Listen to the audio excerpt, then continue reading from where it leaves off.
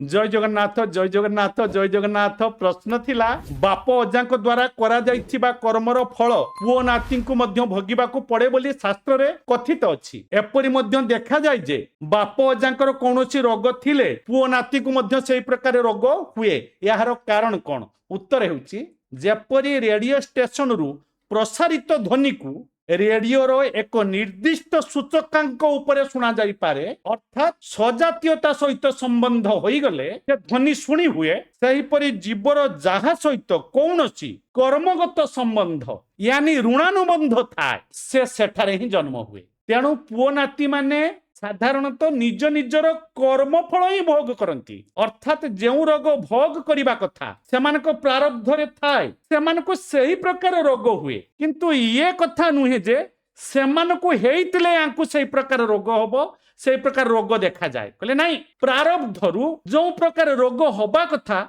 आमको सही प्रकार रोग हेई थाए। पुणी क्रियमाण कर्मरु खाद्य पेयरु आमको रोग ही जाए। तो एथरो बुझा जाए आम मनुष्य शरीर रे जो खाद्य खाइबा कथा से प्रकार खाद्य न खाई जो प्रकार खाद्य न खाइबा कथा ताहा खाइबा द्वारा आम बाप अजांकु भी सही रोग होई थाए, आमको भी सही रोग होई थाए। तेणु आमे भाबू आम बाप अजा को डायबिटीज थिला, मते डायबिटीज हो गला। कहले से कथा नुहे, तांको भी खाइबा द्वारा अखाद्य खाइबा द्वारा हिचे, आमको भी अखाद्य खाइबा द्वारा जो प्रकार रोग होबा कथा सही प्रकार रोग होउची। आ बाप अजांक द्वारा करा जाइथिबा कर्मर फल पुओ नाती को भोग करने को पड़े नहीं।